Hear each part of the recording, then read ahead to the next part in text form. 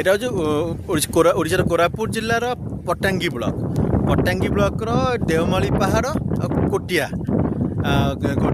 ଜିପିରେ ଆମେ ଅଛୁ ଏବେ। ଏଇଟା ଦେଓମାଳି ପାହାଡ଼ କୋଟିଆ ଜିପି ପଟାଙ୍ଗୀ ବ୍ଲକ ଏଇଟା ମାନେ ଓଡ଼ିଶାର କୋରାପୁଟ ଜିଲ୍ଲାର ଯେଉଁ ପଟାଙ୍ଗୀ ବ୍ଲକ ଅଛି ସେଠି ମାନେ ପରିବା ଚାଷ କହିଲେ ମାନେ ପନିପରିବା ଚାଷରେ ନମ୍ବର ୱାନ୍ ଆଜ୍ଞା। ଆମେ ଯଦି ଆହୁରି ତାକୁ ଡେଭଲପ୍ କରିପାରିବା ଆମେ କାହା ଉପରେ ଡିପେଣ୍ଡେବୁଲ୍ ହେବାନି। ଏଇଟା ହେଉଛି ସେ ଏରିଆ ଦେଖନ୍ତୁ ମାନେ ଏଠି ସବୁ ସିଜିନ୍ରେ ସବୁ ପ୍ରକାର ସେମିତି ନୁହେଁ ଯେ ଆଳୁ ସିଜିନ୍ ହେବ ସେମିତି ନୁହେଁ ମାନେ ସବୁ ସିଜିନ୍ ବର୍ଷକ 12 ମାସ କୋବି ହେଇପାରିବ, ଆଳୁ ହେଇପାରିବ, ମାନେ ବନ୍ଧାକୋବି, ଫୁଲକୋବି, ଗାଜର,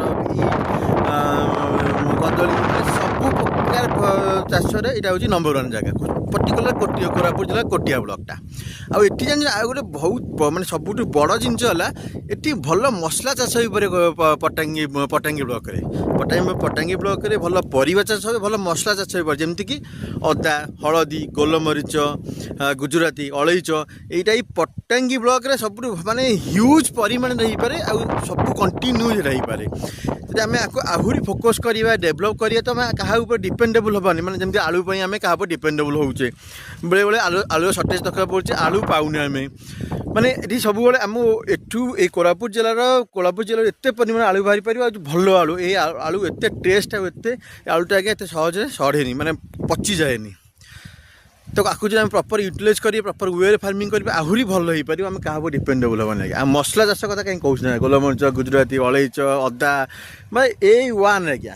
ଆଉ ଅଦା କଥା କହୁଛି ଏଠି ଅଦା ଜାଣିଛନ୍ତି ମାନେ ଅଦାର ଭେରାଇଟି ଅଛି 7 ପ୍ରକାର ଅଦା ଅଛି।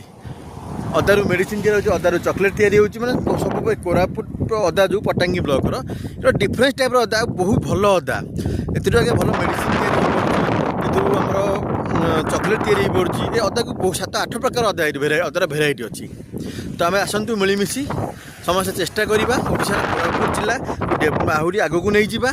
ଆଉ ପର୍ଟିକୁଲାର ପଟାଙ୍ଗୀ ବ୍ଲକରେ ଯାହା ଚାଷ ହେଉଛି ତାକୁ କେମିତି ଆମେ ମିଳିମିଶି ଆହୁରି ଆଗକୁ ନେଇକି ମାନେ ଓଡ଼ିଶାକୁ ଆମେ ନମ୍ବର ୱାନ୍ କରିବା ଆହୁରି ଆଉ ବହୁତ ଭଲ ହେଇପାରିବ।